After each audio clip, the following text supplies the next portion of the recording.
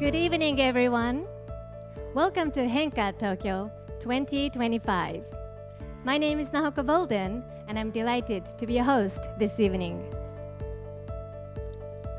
This conference is proudly hosted by the Tokyo Metropolitan Government, with the aim to further promote the establishment of an international hydrogen supply chain and the related technology development.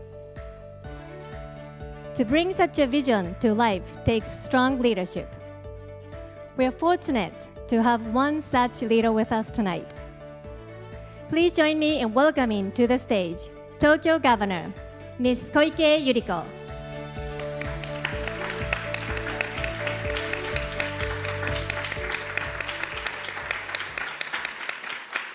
Good evening, everyone. I'm Yuriko Koike, the Governor of Tokyo. And thank you very much to Mr. Noel van Holst, Vice Chair, International Partnership of Hydrogen and Fuel Cells in the Economy, IPHE, and everyone here today for participating in the HENCA Tokyo 2025 Hydrogen Energy Conference for action. This action is inevitable. With unprecedented heat and disasters striking one after another worldwide, the climate crisis is unlike anything we have ever faced before. Decarbonization can no longer be delayed. At the same time, today's unpredictable international situation has further complicated global trends in energy, leaving Japan as an island nation in particular exposed to serious energy risks. Under these circumstances, hydrogen stands out as one of the key solutions for ensuring energy security and achieving decarbonization. In Japan, its supply and use are being promoted as part of a national strategy supported by legal provisions, while projects for its widespread adoption are steadily progressing around the world. Changing our behavior can give us the momentum needed to change the future. And today's theme is the progress of hydrogen projects and the emergence of hydrogen businesses. Let us transform these discussions into concrete action, again, action, and collaborate to carve out the future with the power of hydrogen. With that hope, I conclude my opening remarks and wish everyone a successful and productive conference. Once again, thank you very much for your participation and welcome to Tokyo. Thank you. Thank you, Governor Koike. Thank you. Thank you for that inspiring speech. It has perfectly set the stage for what's to come next. Next on tonight's program is the keynote speech. It is my pleasure to invite Mr. Noel van Holst, Vice Chair, International Partnership for Hydrogen and Fuel Cells in the Economy, IPHE. Please join me in giving him a warm welcome.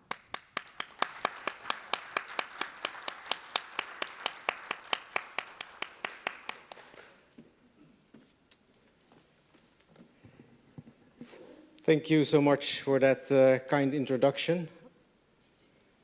And thank you very much, Madam Governor, for your inspiring opening remarks. So I'm going to give you, in a very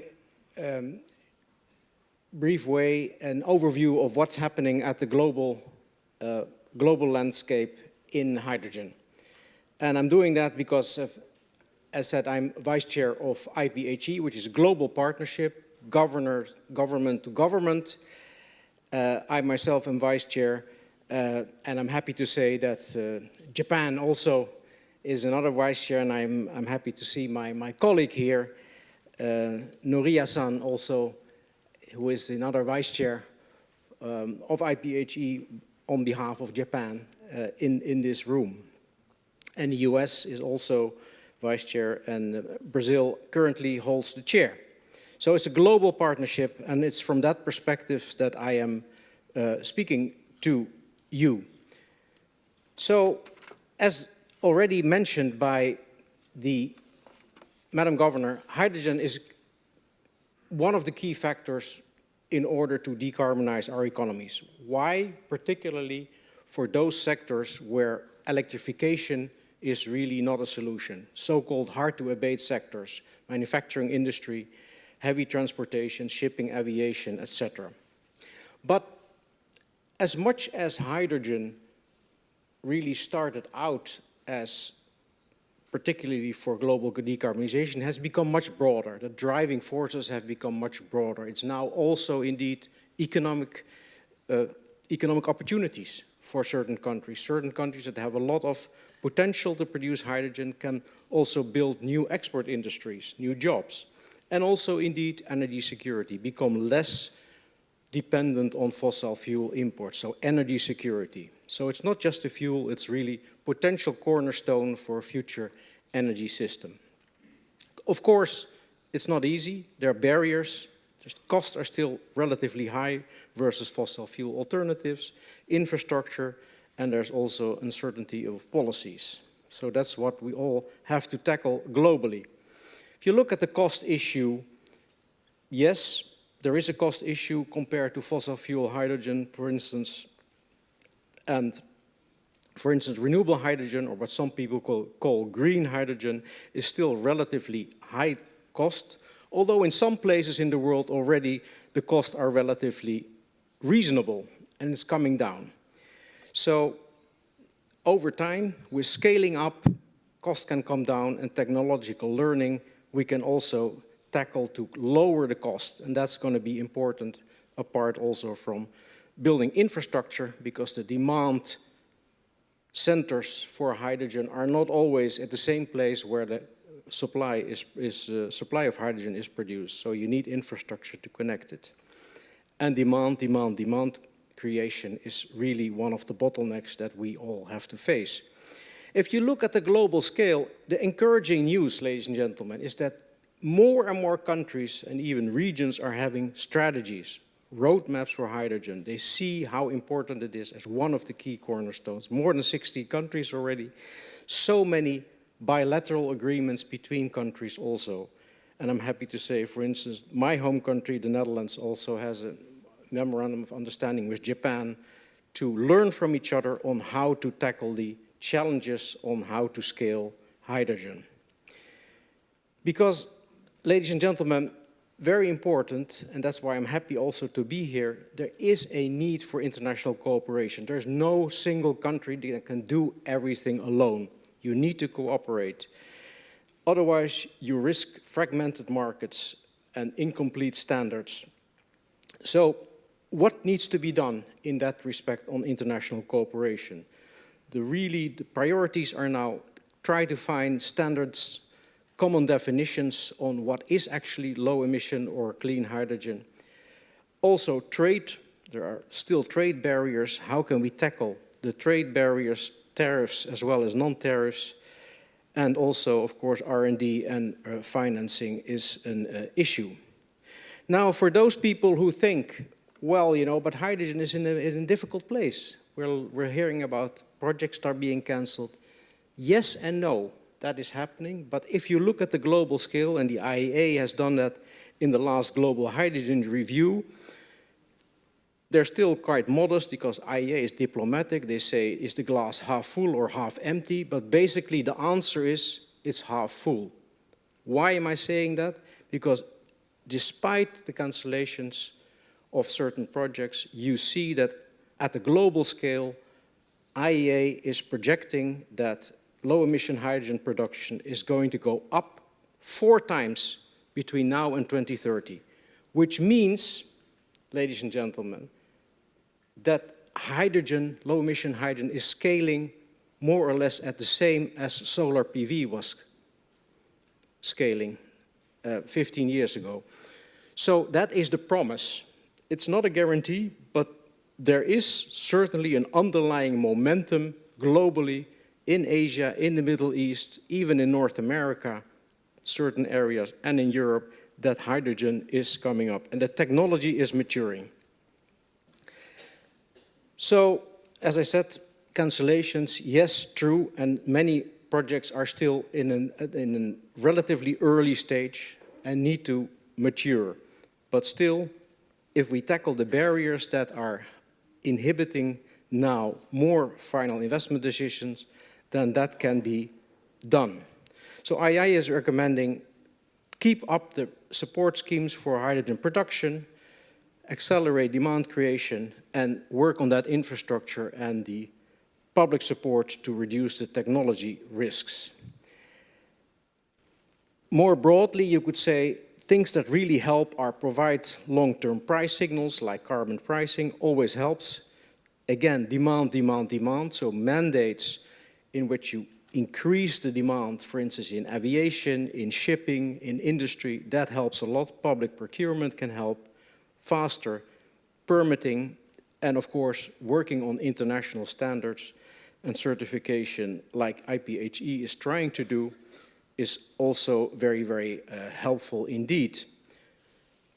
Cost gap is significant still, but it is also doable. It's bridgeable if we manage, together with public support, to scale it, push the innovation frontier, and have smart policies. In all of this, international cooperation is always going to be key, as I said before.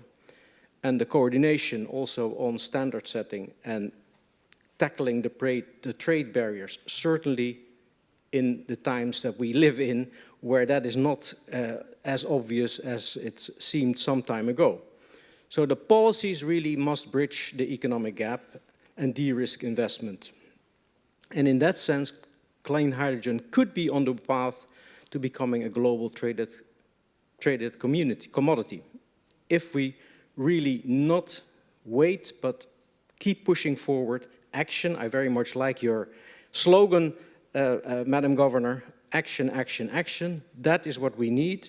Japan is showing global leadership in your national policies. I really commend Japan for that, and you are an inspiring example for other countries in the world, but also the region and what you are doing in the metropolitan government here. Regions, cities also matter a lot. Leadership at the regional level matters a lot and can also be an incredibly inspiring example, and I credit you also for that. Thank you very much for your attention, and please keep up the good work. Thank you. Thank you, Mr. Noe van Holst. Next, we will hold the panel discussion, followed by the introduction of corporate initiatives. Panelists, may I kindly ask you to make your way up to the stage, please.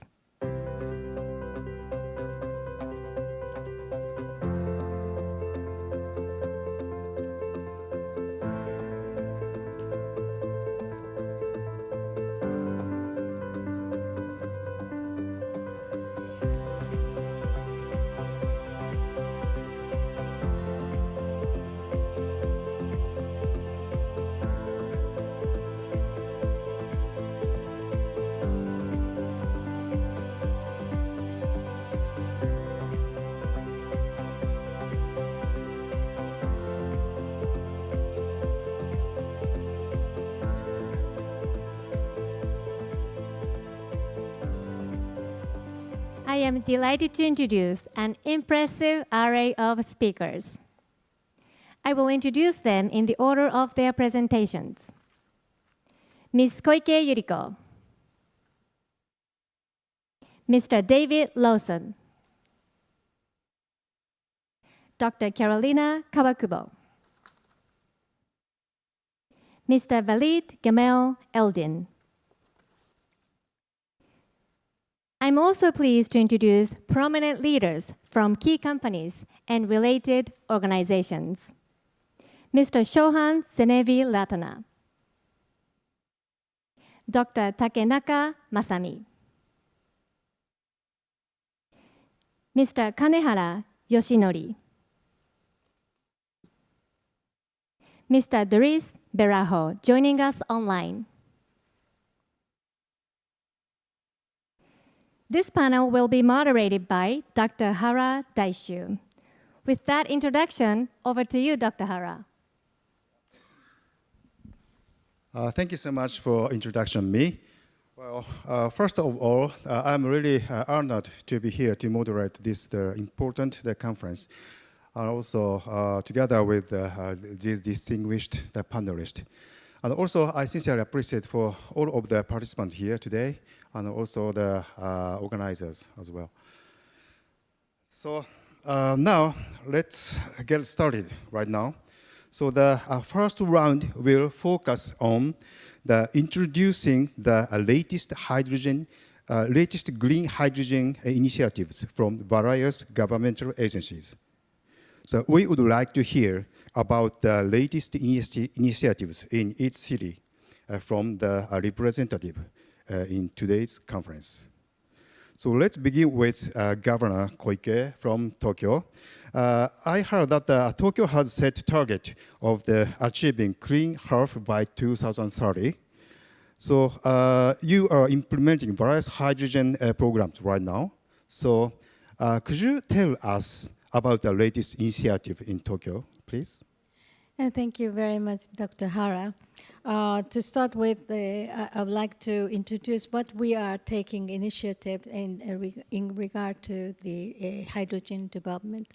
And the Tokyo Metropolitan Government, TMG, has formulated the Tokyo Hydrogen Vision, which envisions 2050 Tokyo with green hydrogen fully utilized and sets out a roadmap for achieving it. And green hydrogen is positioned as a key solution for both decarbonization and energy security, both. And we are prompting the social implementation of green hydrogen through a wide range of initiatives under the keywords production, transportation, and use, those three categories. And the first is production. And Tokyo will start the operation of its first large-scale green hydrogen production facility on its land in the coastal area. The hydrogen produced will be used the fuel cell mobility as a raw material for cosmetics, can you imagine, for cosmetics? And for the trial production of green methane at the Morigasaki Water Reclamation Center. And as a part of its efforts to transport hydrogen, Tokyo has begun specific research on the potential construction of a pipeline that could serve as a supply route from Kawasaki City, Tokyo. Kawasaki is away from Shinjuku, this area, about 20 kilometers, not too far, and with a view to procuring green hydrogen from overseas in the future. In addition, various projects are underway in the Tokyo waterfront city area, including the development of new highly safe hydrogen piping technologies. And as a part of our initiative to use hydrogen use, we have 135 fuel cell buses and 133 fuel cell trucks operating in Tokyo now. And hydrogen is being increasingly used in the commercial sector in this fiscal year, as evidenced by the completion of hydrogen-powered ground support equipment and an increase in garbage trucks fueled by hydrogen. And furthermore, Tokyo will introduce a significant number of fuel cell taxis this fiscal year.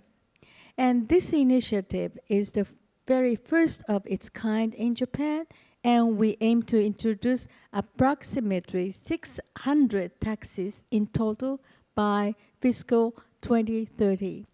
And building on this initiative, We will advance the Tokyo H2 project to accelerate the use of hydrogen across the city. And I hope that fuel cell taxis driven on the streets on Tokyo will soon become a familiar sight and helping people feel more connected to a hydrogen-based society. And finally, as an effort to connect supply and demand, Tokyo is conducting the world's first market-based trial transaction of green hydrogen. And we will expand green hydrogen transactions and give visibility to the transactions, including hydrogen pricing. Thank you. Thank you so much. Our organization, as a Japanese government organization, we are closely communicating with your metropolitan government. So sincerely appreciate it. Well, the next, we will hear about the latest initiatives in New South Wales, Australia, through a video message from Mr. Anthony Lin, Secretary of the Department of the Climate Change, Energy, the Environment, and Water. This is the third time that New South Wales has participated in this conference. The state has been actively promoting the adoption of the hydrogen, and one more important point I want to mention is that they will organize the international exhibition the next month. So please join me in watching the video, please.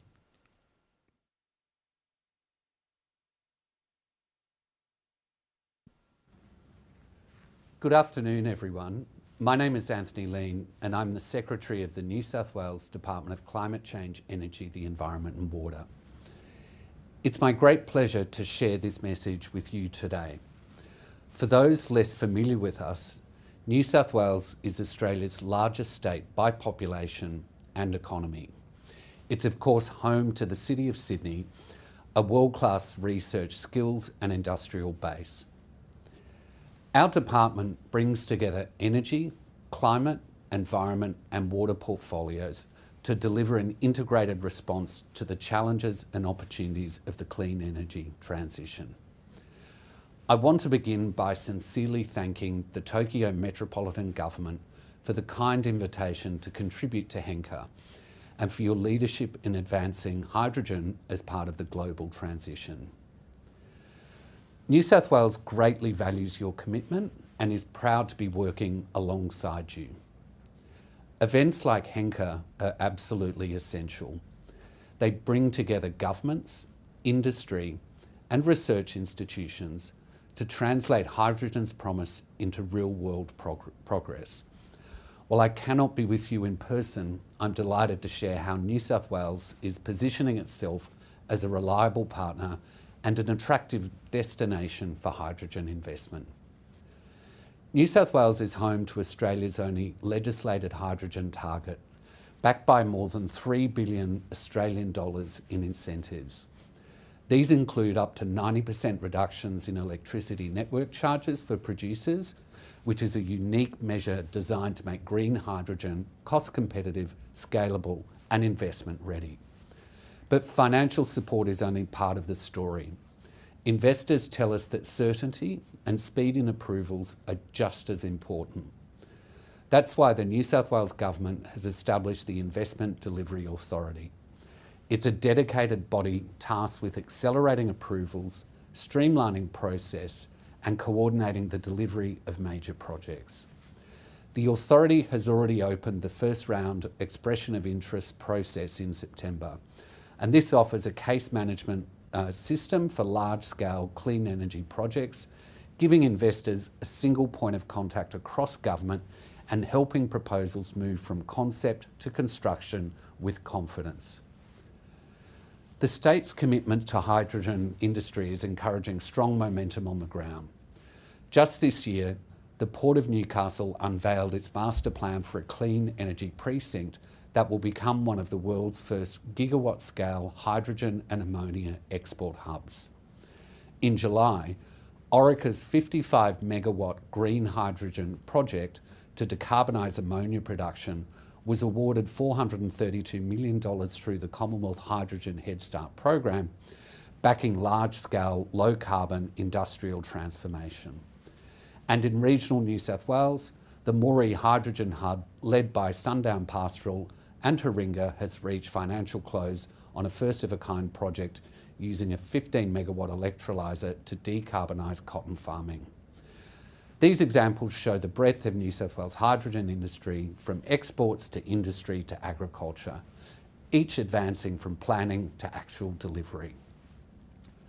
Looking ahead, we're in the final stages of developing a renewable fuel strategy to ensure New South Wales remains at the forefront of clean energy innovation. The strategy recognises the growing role of new renewable fuels like biomethane and sustainable aviation fuel alongside hydrogen. The strategy will reaffirm hydrogen's vital role as a feedstock and as a fuel and as a precursor for other renewable fuels. It's essential that momentum continues and that we build on the progress already made through our hydrogen strategy and our project pipeline. The hydrogen economy will only grow if we build it together. New South Wales is committed to working with international partners, including Tokyo, to align our strategies, share expertise, and build the cross-border supply chains that we need, both in our region and across the world. In that spirit, I would like to conclude by extending a warm invitation to all HENCA participants to please join us in Sydney for the 2025 Asia Pacific Hydrogen Summit, which takes place in November this year. It will be a chance to experience New South Wales projects, policies and partnerships firsthand, and to connect with leaders from across the region who are driving the growth of the hydrogen economy. Thank you once again to the Tokyo Metropolitan Government for your invitation and your leadership, and to all of you for your commitment to building a clean, secure and prosperous energy future. I look forward to working together. Okay, thank you so much. Well, next we will hear about the latest initiatives from the city of Los Angeles, the USA. Through a video message from Ms. Nancy Sartry, Deputy Mayor of Los Angeles. She also participated in HENCA Tokyo 2023. So in this message, I hope we can get the update of their activities of the hydrogen-related programs in Los Angeles since 2023. So now let's watch the video, please. Good afternoon, everyone. It's a pleasure and an honor to share this message with you all today. I'm Nancy Sutley, Deputy Mayor of Energy and Sustainability for Los Angeles Mayor Karen Bass. Before I share a few details about the role of hydrogen in Los Angeles's clean energy future, I'd like to thank the Tokyo Metropolitan Government Bureau of Industry and Labor Affairs for this opportunity. I'm sure that your conference is going to be a success. When I last addressed this group in 2023, there were several exciting developments unfolding that showed significant promise for Los Angeles. One of these projects is the Intermountain Power Project. The Intermountain Power Project, IPP Renewed, is one of the most significant clean energy transitions underway anywhere in the world. It represents a profound shift from fossil generation towards a fully decarbonized energy system. IPP began operations in 1986 as a coal-fired power plant in Delta, Utah, serving millions of Californians, including Los Angeles' residents. Today, it stands at the center of regional transformation. The Intermountain Power Agency, together with the Los Angeles Department of Water and Power and other municipal utilities across the West, is replacing these coal units with advanced combined cycle turbines capable of running on a blend of natural gas and green hydrogen, 30% at first with the goal of 100% in the future. What makes this project globally significant is not only its scale, but its integration of massive underground hydrogen storage. Backed by a $504 million loan guarantee from the U.S. Department of Energy, IPP Renewed will include the world's largest green hydrogen storage system, housed within 2 salt caverns, each roughly the size of the Empire State Building. When completed by the end of 2025, this facility will offer approximately 300 gigawatt hours of seasonal energy storage, enough to power Los Angeles during periods when renewable generation dips. It's a practical solution to one of the hardest problems in achieving 100% clean energy: how to store solar and wind power affordably and reliably at a massive scale. This project will begin testing its hydrogen blend in mid-2026, creating a model for decarbonizing power generation throughout the Western United States. In essence, IPP Renewed is not just an infrastructure project. It's a blueprint for the next era of transnational energy collaboration and a cornerstone of Los Angeles's pathway to a carbon-free grid. As Los Angeles addresses opportunities to leverage hydrogen, we're navigating a complex and fast-evolving landscape. First, we face real infrastructure and resource constraints. Deploying hydrogen as part of a clean energy system depends on vast amounts of renewable power, clean water, and transmission capacity, all of which are resources already significantly under pressure across California. As a major energy consumer and a policy leader, Los Angeles must plan carefully to ensure that hydrogen development aligns with regional land use, environmental, and reliability priorities. Second, we're contending with regulatory and market uncertainty. Multiple agencies at the local, state, and national level touch hydrogen permitting, and the commercial market for clean hydrogen is still taking shape. That makes it difficult to move projects from concept to construction at the pace climate goals demand. Establishing rules, strong incentives, and reliable demand signals are essential. Third, Los Angeles is determined to center equity and community trust in every step we take. The local hydrogen economy must create local jobs, improve air quality, and bring tangible benefits to communities historically burdened by fossil infrastructure. We cannot afford to replicate the inequities of the past as we build the clean systems of the future. Despite this challenging landscape, California remains committed to advancing hydrogen development. Last week, Governor Gavin Newsom reaffirmed the state's intention to continue supporting hydrogen projects through California's public-private hydrogen hub, ARCHES, even in the absence of full federal funding. In his letter, Governor Newsom emphasized that California will continue to pursue clean energy solutions consistent with its long-term climate goals. Through ARCHES, the state is working with more than 400 partners to expand hydrogen infrastructure, strengthen market confidence, and support workforce training. This collaboration provides stability at a time of policy uncertainty and helps ensure that Los Angeles and the broader region can continue making progress toward a cleaner and more reliable energy future. As we look towards the future, Los Angeles's work on hydrogen is guided by collaboration and persistence. Building a clean energy economy requires steady partnerships between cities, nations, and industries that share a commitment to innovation, to equity, and long-term sustainability. Our focus is on making practical progress, ensuring that the transition to clean energy strengthens communities and supports a more resilient future for all. And as I speak to you here in Tokyo, I'm reminded of the ties that already connect our cities.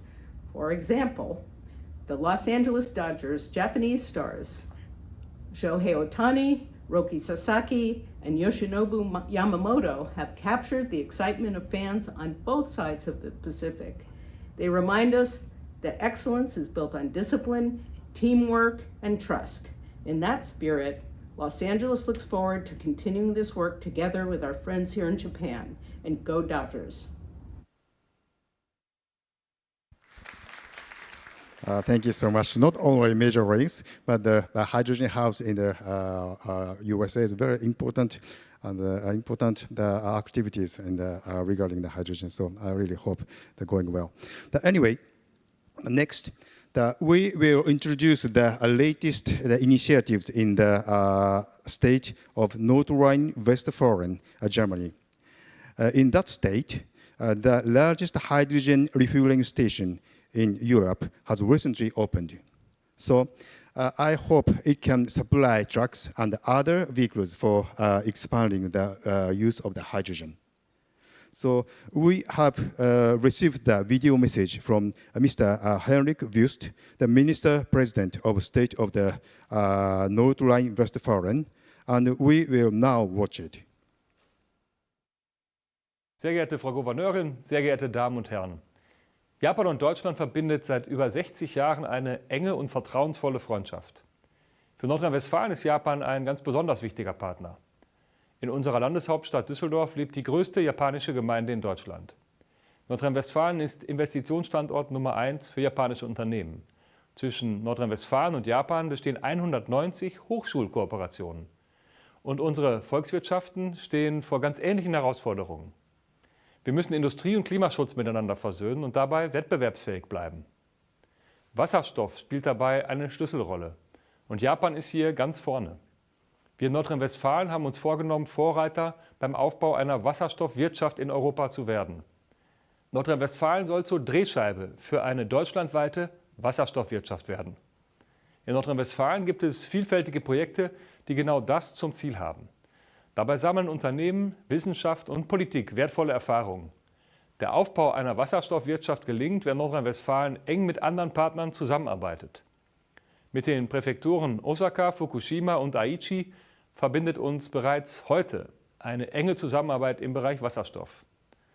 Das Tokyo Metropolitan Government ist für uns dabei ein ganz besonders wertvoller Partner.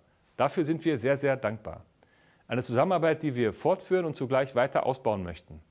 In diesem Sinne, mit herzlichen Grüßen aus Nordrhein-Westfalen wünsche ich Ihnen eine spannende Konferenz. Alles Gute. Thank you so much. As he mentioned, we have the from the Japanese government level to the private level, we have the close relationship and communicating each other tightly. So the next, we will hear from Dr. Carolina Kawakubo, a representative director and president NRW Global Business Japan. Dr. Kawakubo, could you please share with us the latest initiative in the North Rhine-Westphalia, please? Yes, thank you very much. So maybe for the audience who's not familiar with North Rhine-Westphalia, we are the state in Germany where those big cities like Düsseldorf and Cologne are located. And as a region, we are looking back on a history of a lot of industry and the traditional like coal mining and manufacturing. And for the region itself, of course, it's very important here to get that climate transition through hydrogen while making it a business case. I think that is really a challenge that both Japan and Germany and NRW are sharing. And I can report that we are very positive that hydrogen will be also an economic force and create 130,000 new jobs in the coming years, because our goal is to become the first climate neutral region by 2035. So very ambitious goals. And in the moment, we already have 8 hydrogen fueling stations. And as you said, just this year in May, we opened the biggest refueling station now in Europe with a capacity of 5 tons of hydrogen. And of course, we have to be realistic. In the moment, this kind of hydrogen is mostly used in trucks, buses, and commercial vehicles. So this is an area where we see a lot of potential. And to really ramp that up, our goal is to increase that to 200 fueling stations by 2030. And what we think is very important here is a strong public-private partnership, because as probably from all your regions and countries, you can also report this is nothing you can do alone as a company or as a government. So it's important that both the infrastructure operators, the public transport providers, and the municipalities are working closely together. And we can really say that this is going well in NRW, and our goal is to reach 1,000 fuel cell buses in NOW in the coming years. And of course, we are hoping also for initiatives that we can learn from in Japan and also from the other countries tonight. Thank you very much. Thank you so much for a nice comment. Well, next, we would like to share a video message about the region's latest initiative from Mr. Stéphane Vorde, Vice President of the Île-de-France Regional Council. This region, which includes Paris, the largest city in France, has been promoting the deployment of the hydrogen mobility through public-private partnership. So Mr. Borde will talk about their achievement and the ongoing effort. So please take a look at the video. Konnichiwa, dear friends and colleagues.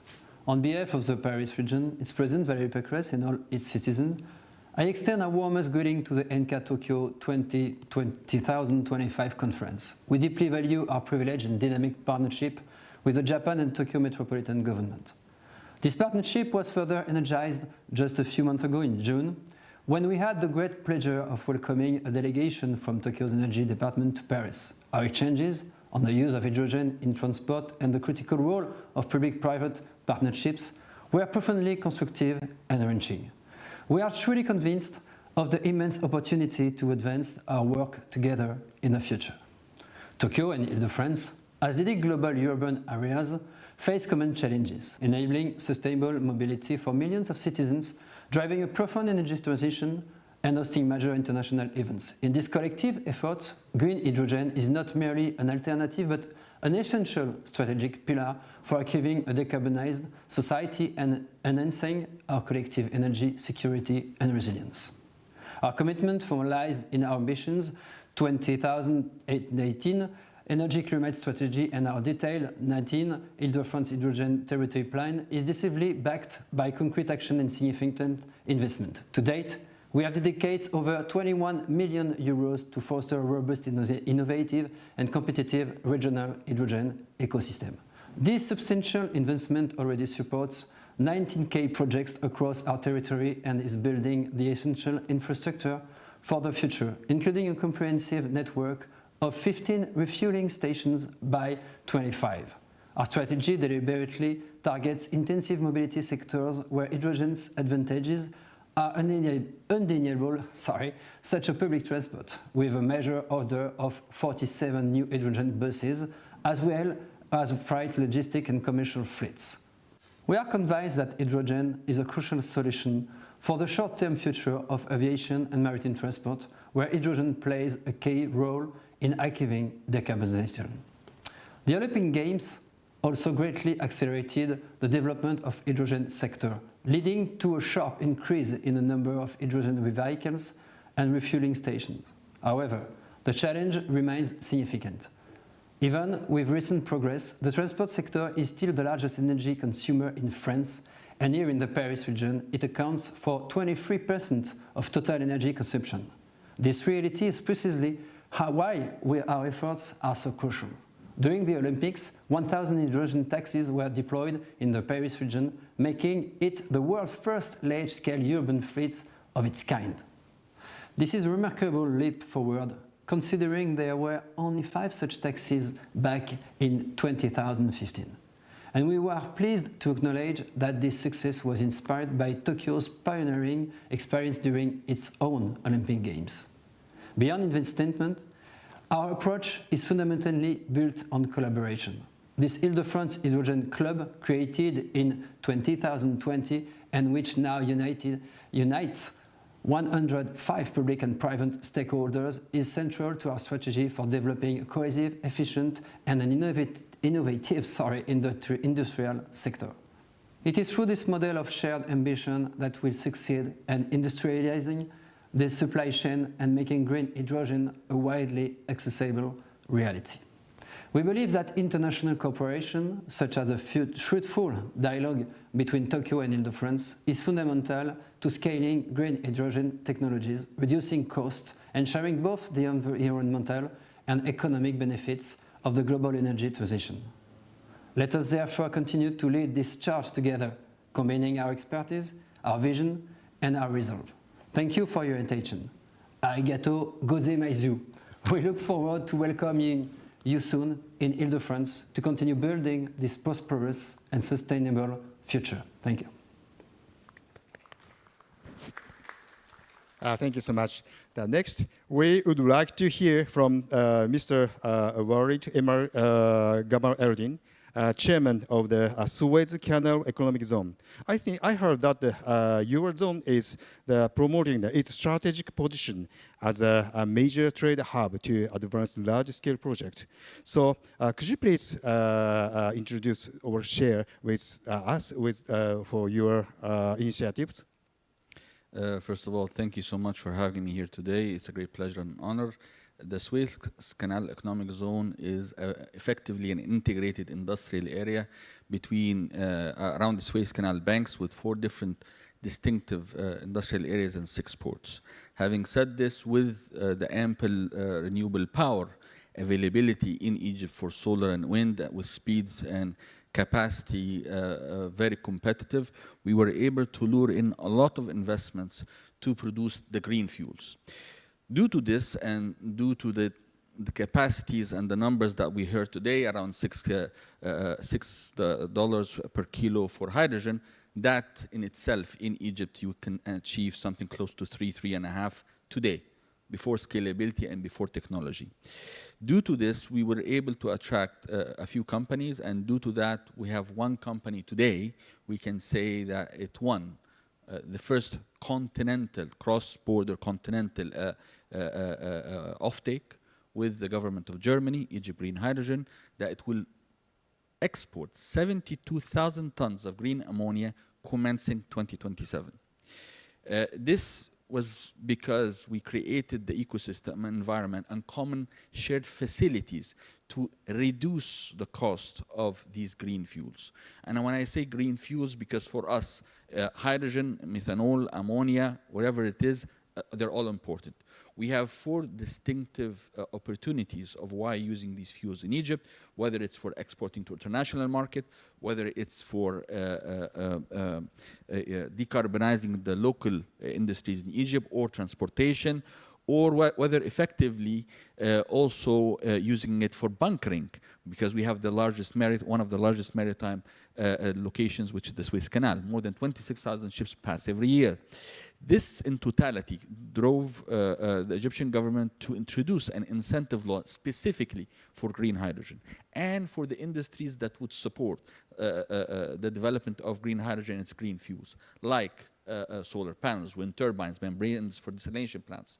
So effectively, the Suez Canal Economic Zone, and one of the companies that is discussing today, will be producing one of its green hydrogen projects for both export and bunkering activities around the Suez Canal. So in a nutshell, we created the right momentum for this to happen. But are there challenges? Are there headwinds? There's a lot. In a nutshell, headwinds of offtakes, headwinds of cost of funding for all of these sizable projects, headwinds of certification, so technology issues with respect to electrolyzers.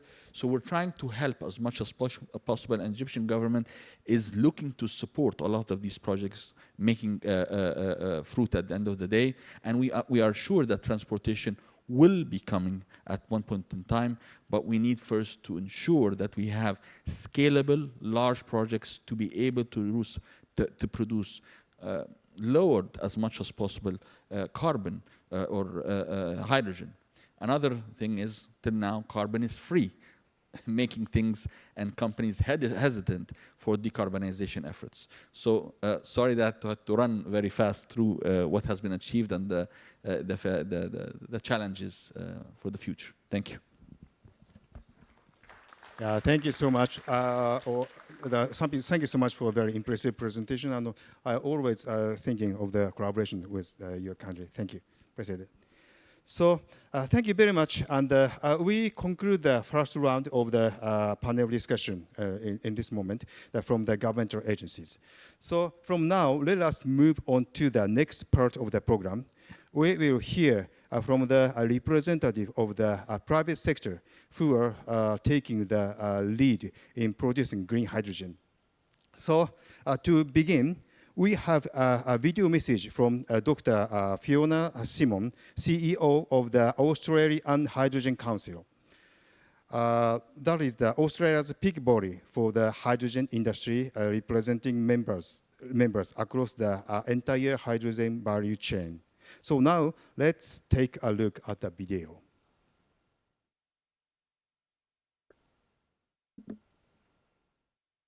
Hello, I'm Fiona Simon. I'm the CEO of the Australian Hydrogen Council. Thank you so much for the opportunity to provide a short message to you today. I'm sorry I can't be with you in person in Tokyo today, and I know this is a fabulous event. I'd like to extend my gratitude to the organisers and to all of you for your commitment to green hydrogen. Japan really is such an important leader in this field, and I look forward to further engagement with you and with the international community gathered here. When we talk about hydrogen in 2025, we do have to be honest. There have been some headwinds: rising input costs, higher electricity prices, global supply chain shocks, and the natural process of moving from early ambition to real project delivery. They've all forced a degree of recalibration. We've seen projects scaled back and delayed. And yet this is exactly what you would expect in the development of any new industrial system. Hydrogen is complex, it's capital intensive, and deeply connected to the way that whole economies operate. The bigger story, though, is that the momentum is holding. The fundamentals for hydrogen haven't changed. Around the world, we need hydrogen and its derivatives: ammonia, methanol, sustainable aviation fuels, green iron. We need these things to decarbonise the hardest parts of our economy. So shipping, aviation, steelmaking and fertilisers, these aren't optional markets, they're essential. And they're increasingly supported by global regulation, from the International Maritime Organisation's climate approach, which hopefully is voted positively in October, through to Europe's carbon border adjustments. These are demand pull signals that will shape investment in the years ahead.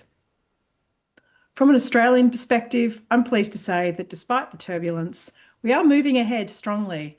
We now have the hydrogen production tax incentive, which is a major multi-billion-dollar initiative to bridge the commercial gap. And we have the Future Made in Australia agenda to provide coherence across industry policy here. And these measures give investors confidence and are already beginning to unlock major projects. And we're seeing signs of maturing industry with lessons learned and confidence growing. Our focus in Australia is shifting a bit from build it and they will come to a much more deliberate, demand-led approach. We're now asking, well, who needs these molecules, these outputs, on what timeline and at what price? It means working with miners and farmers on ammonia for fertilisers and explosives, working with steel makers on green iron, and planning for shipping and aviation where methanol, ammonia, sustainable aviation fuels will all be required at scale. In parallel, we're building the systems to make this work. That's the renewable energy zones, port infrastructure, workforce capability, and the research and development ecosystem that ensures we stay competitive. And these aren't small tasks, but Australia has a strong record as an energy exporter, and we intend to bring the same reliability to clean molecules as we did to LNG and coal in earlier decades. For us, social implementation is not only about technology, it's about trust with communities who will host projects, with trading partners who depend on reliable supply, and with governments who need assurance that climate goals can be met. Australia's story is about building this trust step by step, through credible policy, through operational excellence, and through open engagement with our partners, especially in Asia. So my message is this: the headwinds are real, but the direction is clear. Hydrogen is moving from vision to practice, from hype to hard work, and Australia is committed to being a trusted partner in this transition. I again thank the organisers of HENCA 2025 for convening this important conversation.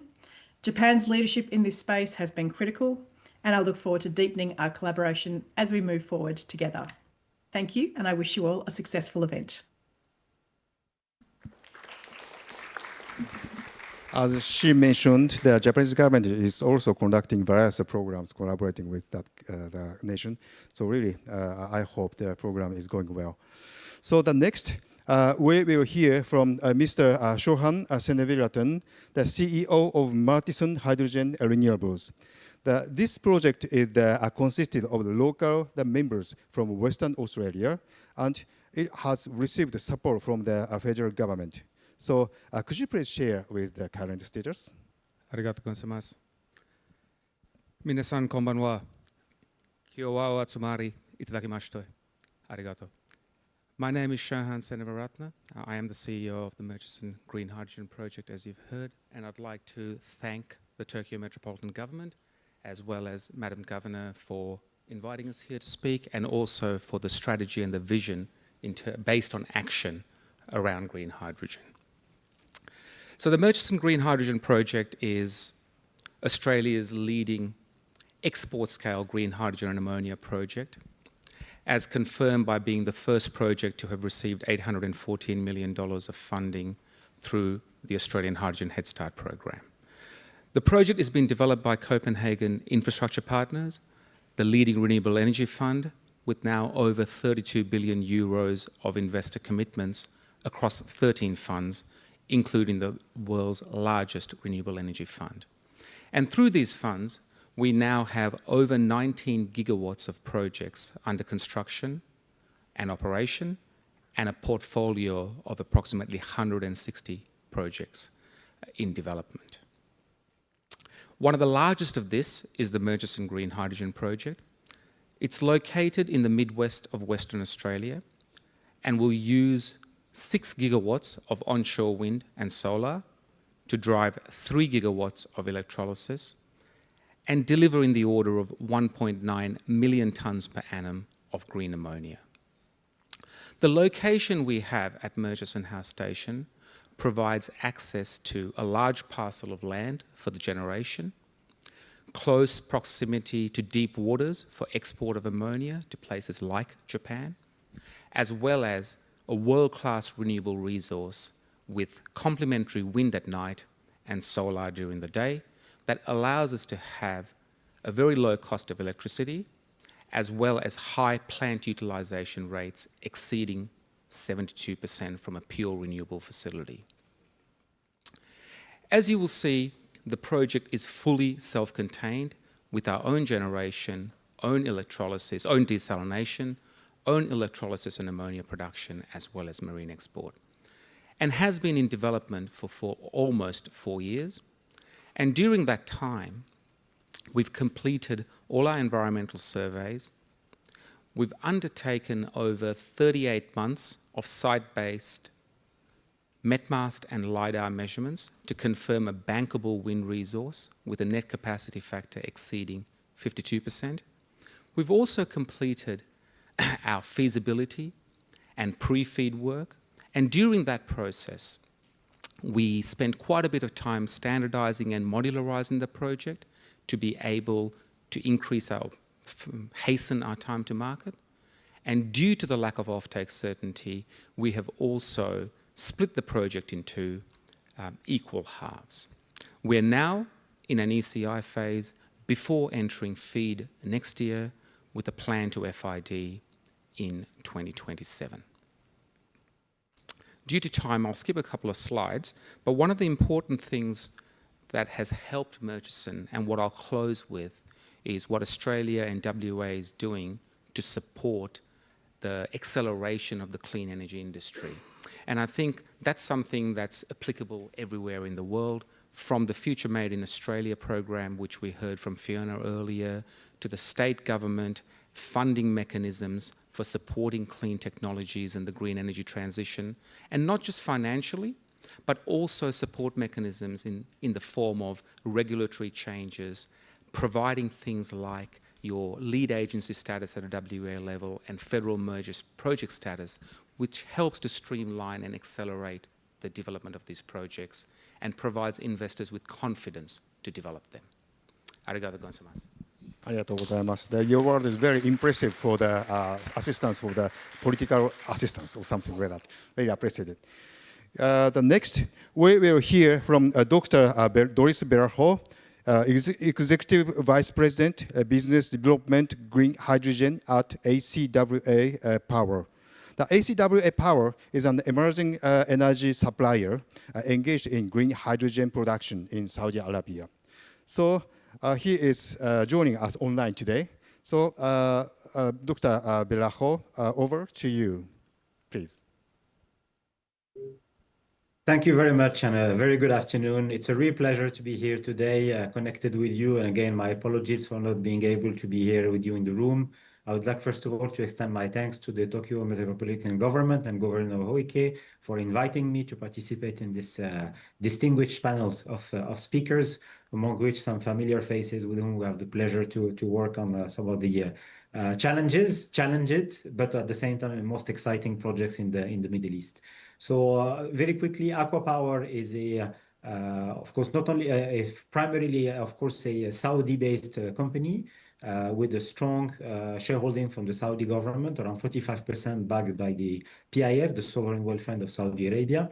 And since our birth in 2004, we have grown into the largest Middle East utility with over 94 gigawatts of contracted capacity, out of which 52 gigawatts are renewable power.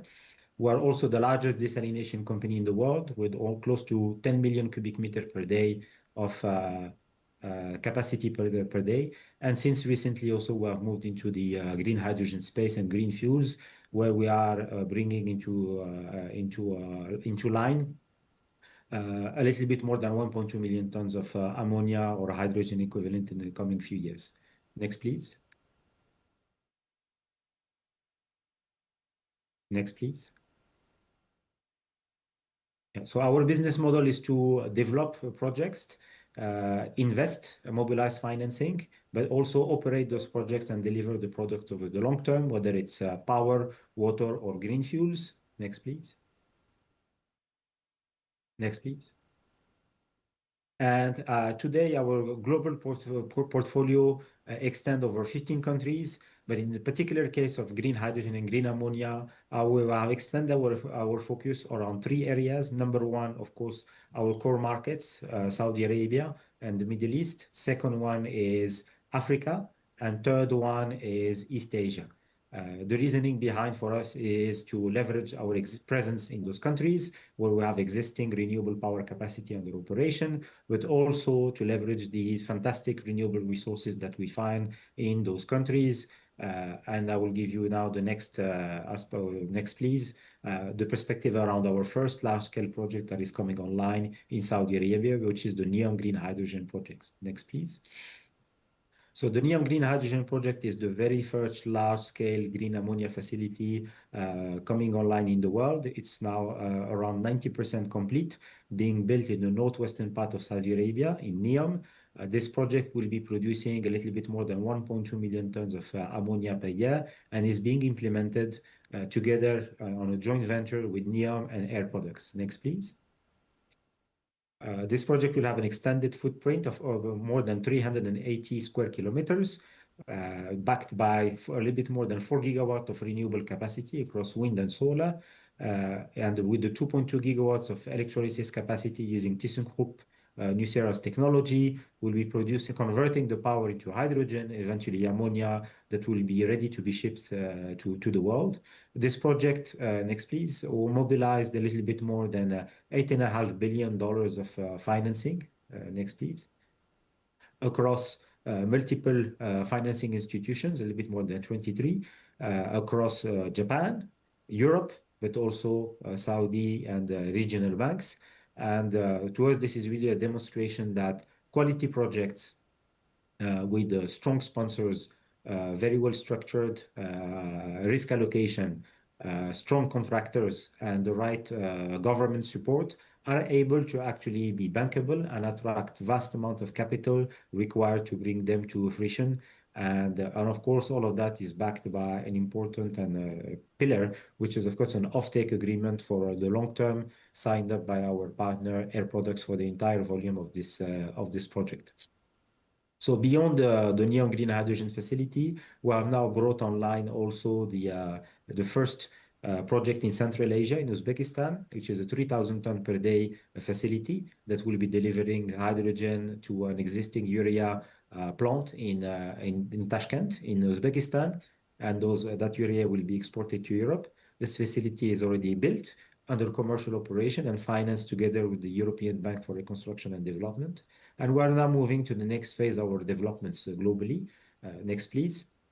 So, of course, I'll take the opportunity to have Mr. Walid Gamal together with us, of course, to mention that we are very active in Egypt with one of the fantastic projects in Ain Sokhna, where we intend to produce in excess of 600,000 tons of ammonia with leveraging the unique renewable resources available in Egypt. And again, I would like to salute the extensive and unique level of support that we got from Mr. Walid and his team and the government of Egypt to make this project progress to where it is today.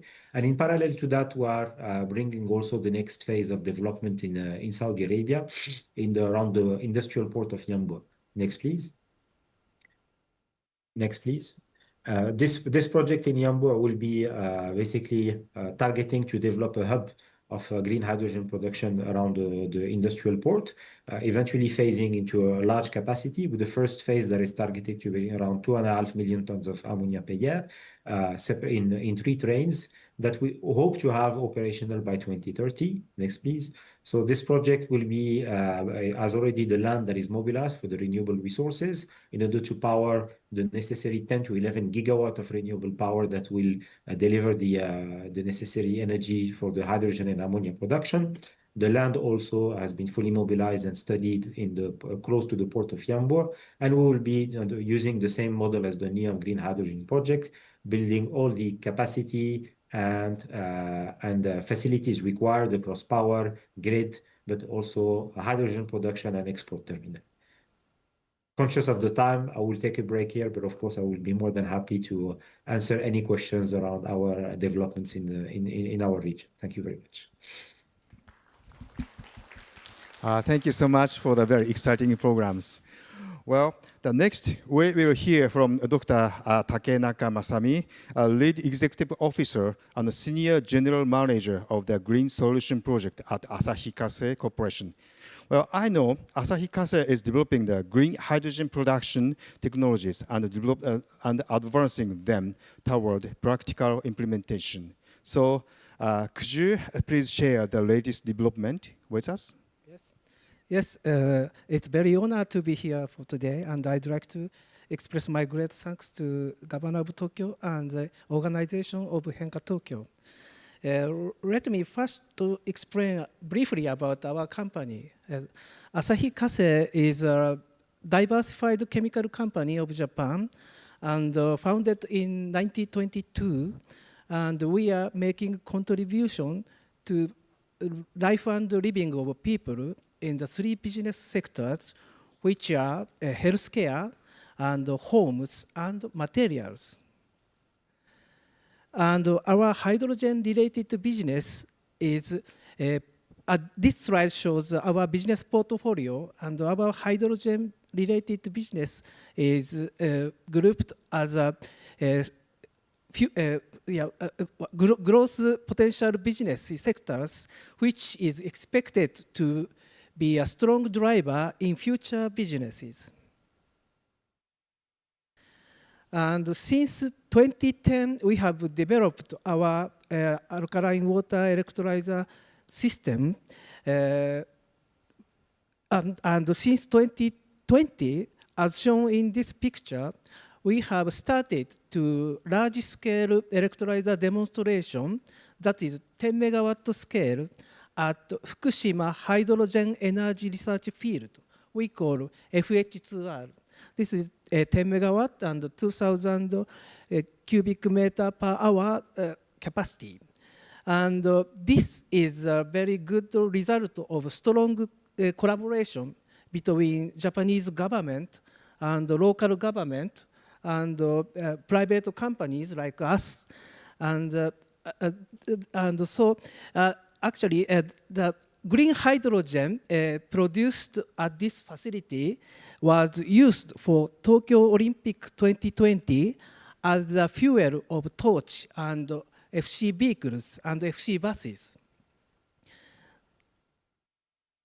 And there are three strong points in our business. Firstly, in-house development capabilities.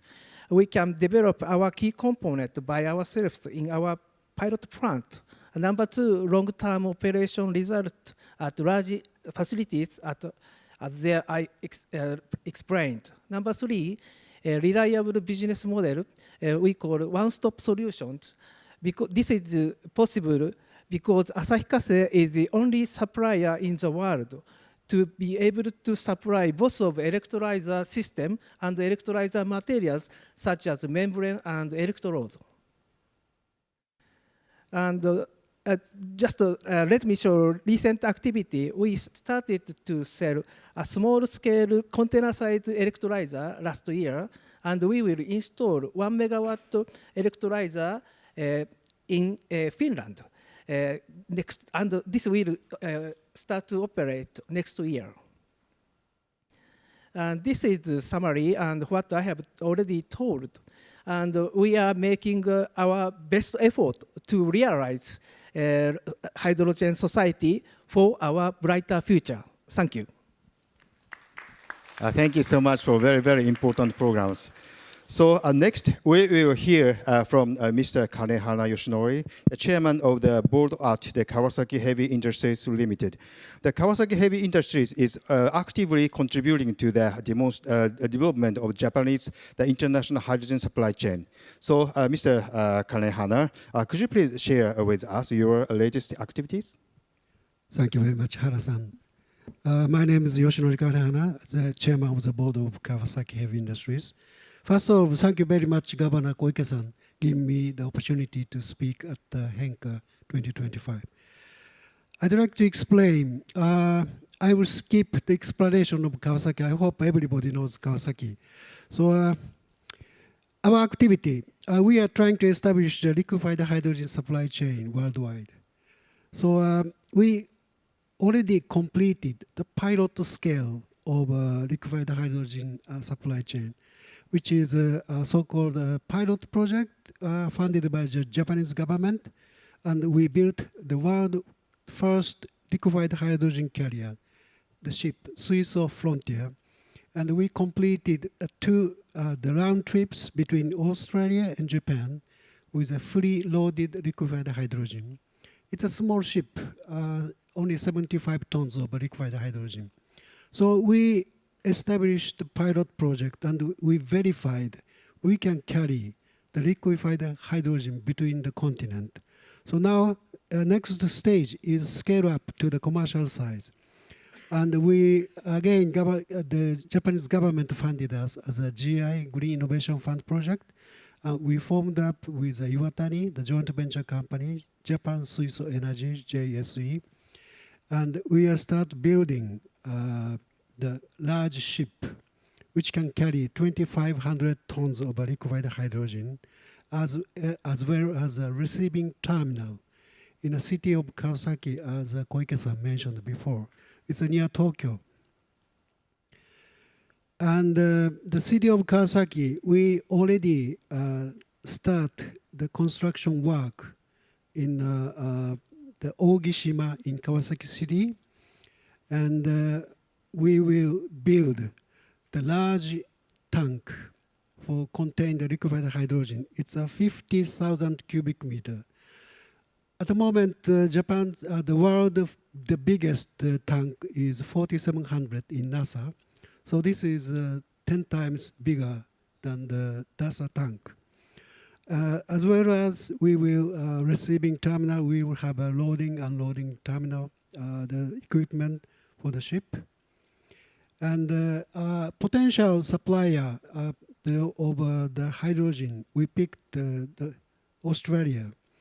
Recently, we signed a memorandum of understanding with Woodside Energy in West Australia and Kansai Power. We signed a memorandum of understanding recently. They already secured the place in Western Australia, the large location to build the terminal to the ship the hydrogen.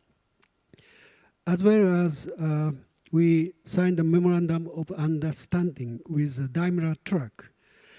They are looking for the liquefied hydrogen truck, which can run 1,500 kilometers with one charge. So we are trying to carry the liquid hydrogen for Daimler Truck in 2030. And as well as the supply chain, we are trying to establish the use case as well. And also, as a transition, we start selling the gas turbine, which can burn liquefied hydrogen with natural gas, as well as the DAC system, direct air capture, and the post-combustion CO2 we absorb. So we are trying to establish the decarbonized the world very soon. Thank you very much.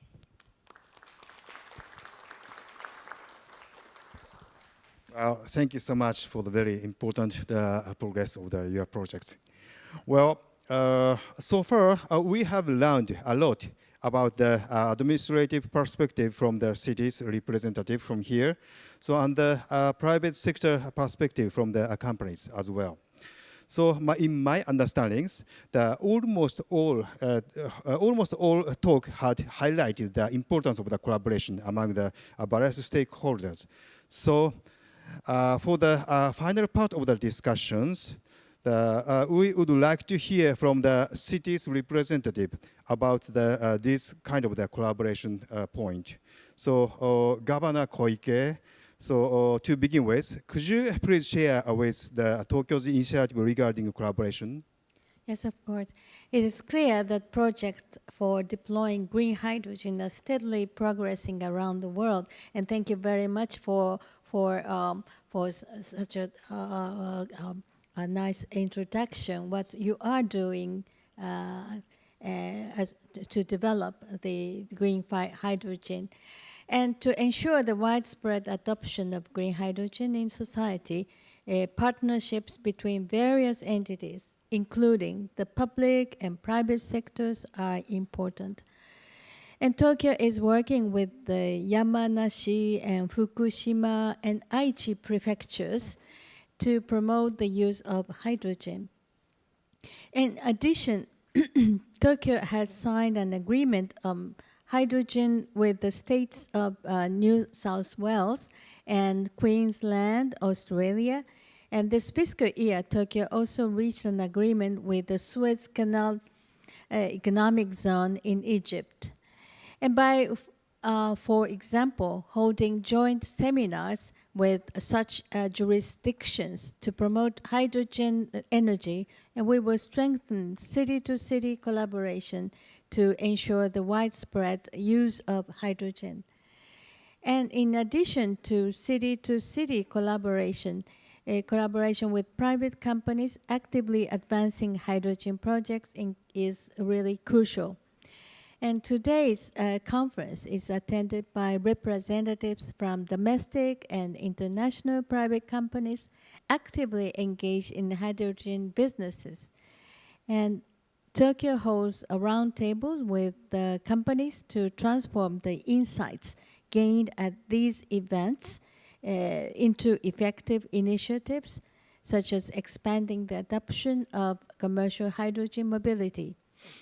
In line with the latest corporate trends, the public and private sectors are working together toward a common goal. And together, we will expand the network of initiatives to accelerate the social implementation of green hydrogen. Thank you very much. Arigatou gozaimasu. Thank you so much. And next, Mr. Walid Gamal Eldin, could you please short comment regarding this point? Thank you again for having us here today. Like I said before, the Swiss Canal Economic Zone is committed and believes in the future of green fuels, and we believe, despite all of the challenges that I have stated before, there is achievements along the way. We have, in August 23, did our first electrified methanol bunkering in the Suez Canal. So for us, a country that is not blessed with these green fuels, with these fossil fuels, green fuels is our alternative source of power, whether it's for decarbonization, bunkering, mobility, whatever you may call it. Having said this, this is the key message I would like to say today. For this industry to happen at a faster pace, all these projects all around the world are good, but they need more backing by the government, backing by international institutions to ensure offtakes happen, to ensure technology advancement happen. Without that, yes, things will happen, but slow. Without scalability, we will not achieve pricing that will be suitable for end users. And I think this is the key of the game. Thank you. Thank you so much. A very, very important comment. As a member of the government, I really recognize that word. Thank you. Well, next, Dr. Carolina Kawakubo, could you please give me the short comment? Sure. First of all, I would like to stress that we're also very happy to already have a lot of intercity and interregional collaboration. For instance, NRW is already working through an MOU with Tokyo Metropolitan Government, but also other Japanese regions like the Osaka Prefecture and Aichi Prefecture. But also within Europe, I think we really have to improve and strengthen those collaborations, because we will see that the demand is going up so much that we will rely on imports. So we expect that the demand for hydrogen within the next 20 years will probably go up to 180 terawatt hours. So that means we rely on imports, and for that we have to work together, for instance, with the ports, you know, coming from Amsterdam and Rotterdam, and we have regional ports like Duisburg.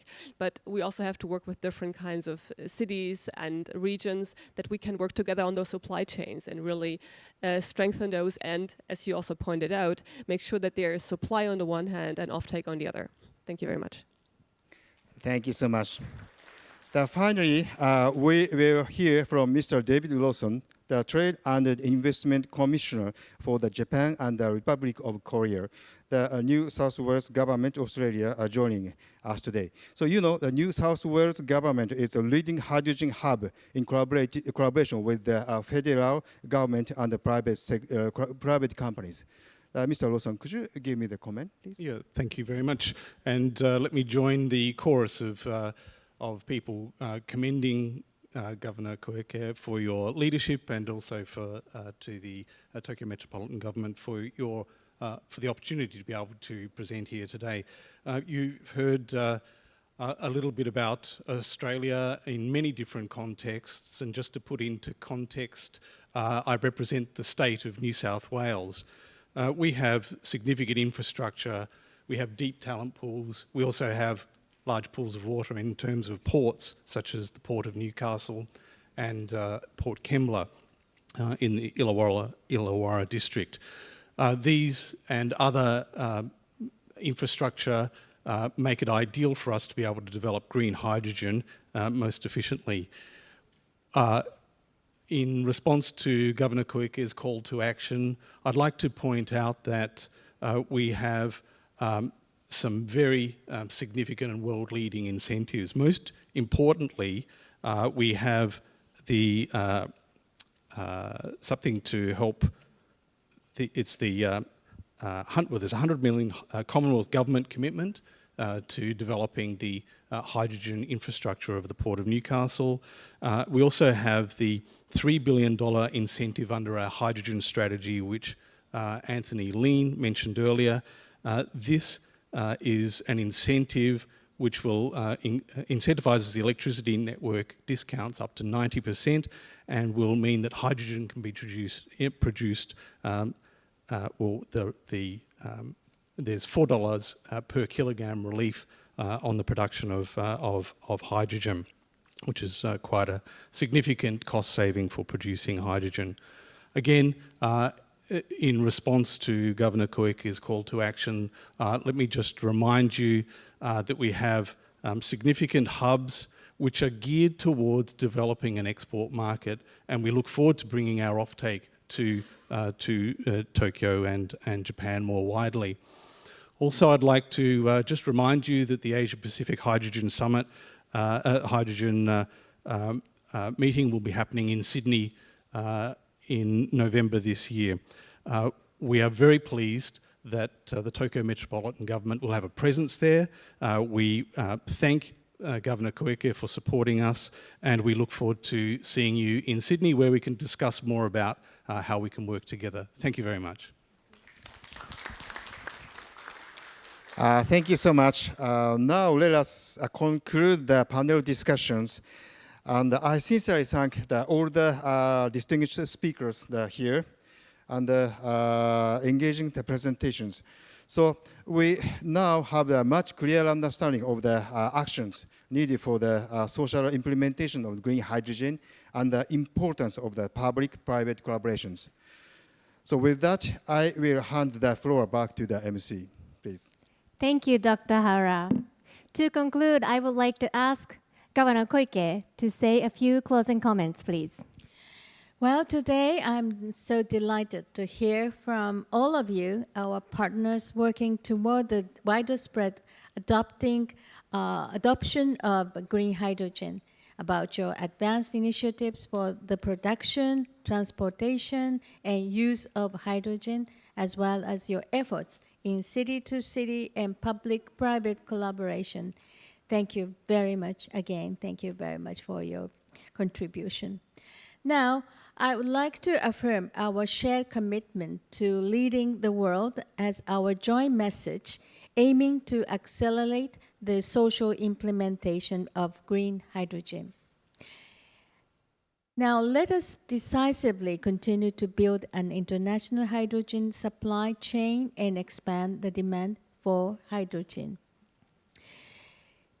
So today, yes, thank you very much. And today I was once again reminded of the tremendous potential of hydrogen to help us overcome the challenges we face.